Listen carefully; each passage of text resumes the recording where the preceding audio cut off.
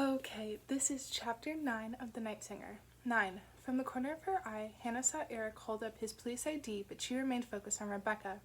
"Could we come in and sit down?" she asked. Hannah felt so queasy she thought she was going to throw up. How many times had she done this before, broken the news of a death to someone, said those exact words, and brought yet another world crashing down? But there was no comparing it. This was Rebecca. Standing in front of her now seemed to make the years fade away. She was 19 again, and had run over to Rebecca's place because what had just happened was going to tear her apart. The way her father had bowed, had allowed himself to be led away by the police without a single word. "What's going on?" Rebecca asked. It was the same question she had asked 16 years earlier, but back then Hannah hadn't known. It was only later that she found out what Lars was accused of. The years settled like a weight around her heart. Rebecca's son was dead, and Hannah didn't want to tell her. Not like this, not standing in the doorway. "Could we come in and sit down?" This time it was Eric who spoke. Rebecca reluctantly turned and showed them into the living room. While she had her back to them, Eric gave Hannah a questioning glance, but Hannah ignored it. The living room was much cozier than Rebecca's had been growing up, in a home with a single mother who worked constantly. There was a gray sofa and a retro orange armchair, colorful pictures on the walls. Hannah guessed Rebecca must have painted them herself. She had always been good at that kind of thing. Rebecca sat down on the sofa, and Hannah took a seat next to her. "So you joined the police," said Rebecca. The air was practically radiating out of her, mixing with the faint scent of alcohol. "Rebecca and I were friends in high school," Hannah explained without looking at Eric. Excusing herself and leaving wouldn't solve a thing. She couldn't do that to Rebecca. Not again. "Just say it," said Rebecca. "I know it's about Joel." "Yes, I am so sorry," said Hannah. "He's dead." As the last two words left her mouth, tears began spilling down her cheeks. She was powerless to stop them. Rebecca buried her face in her hands, and Hannah shuffled over and wrapped her arms around her. She glanced over at Eric in the armchair. For the first time, he looked concerned, though it was impossible to know why. Time dragged on. Rebecca made soft whimpering sounds, pressing her hands to her eyes so firmly that Hannah was worried she might hurt herself. Dead. There was nothing more final than that. Rebecca's whimpering transformed into tears. Hannah wanted to take her pain away, but she couldn't. After a while, Rebecca began to calm down. "How did you know it had something to do with Joel?" Hannah asked softly. For the sake of the investigation, they needed to ask these questions as soon as possible. Relatives were sometimes so shocked that they had no choice but to wait, but Hannah thought Rebecca would be able to answer them.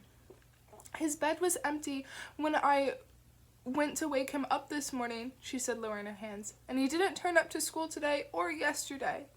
"Did he often skip school?" "No, he wasn't like me." Hannah's eyes drifted from Rebecca's bloodshot eyes to one of the paintings. She thought it might represent the sun setting over the sea, but she wasn't sure. Either way, it was beautiful. Beyond the frame, she began to notice the shabbier aspects of the room, the scuff marks on the white walls, the chipped window frames. "When did you last see Joel?" asked Eric. "Last night. We went next door to celebrate our neighbor's 40th birthday. Joel brought Molly home just before 9.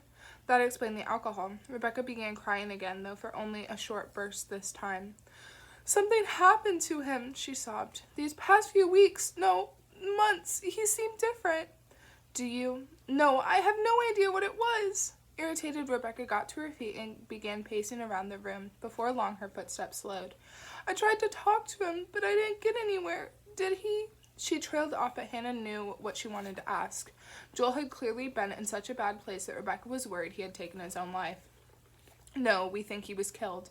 Rebecca abruptly stopped her pacing and stared at her. "Killed?" "Yes, in all likelihood," said Eric, "but we don't know anything for sure yet." It took Rebecca a few seconds to process this new information, but the moment when Eric's words finally sank in was plain to see. Her hand flew up to her mouth, and she turned and ran away. Through the closed door, they heard her retching, followed by the sound of a toilet flushing. A few minutes later, Rebecca came back into the room and took a seat. She was trembling as though she were having a shivering fit. "Why do you think he was killed?"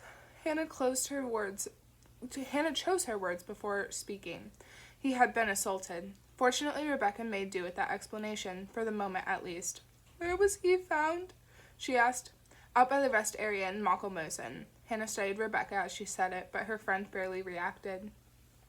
Do you have any idea what might have happened? Asked Eric. I don't know. Oh, God, I don't know. Rebecca was on the verge of tears again, and Hannah placed a hand on her back. I know it's hard, but try to shut out the how and why. Who do you think could have done this? Axel. There was only one Axel Rebecca could be talking about. Axel Sandston. He had been in Hannah's class in high school. She had never liked him herself, but he had hung out with her brother, probably because Christopher supplied him with alcohol for his parties, other substances too in all likelihood. Axel's family had lived in a huge villa in central Kalmar, and his parents were often overseas. Why would Axel, she began, but Rebecca interrupted her. Axel is Joe's father.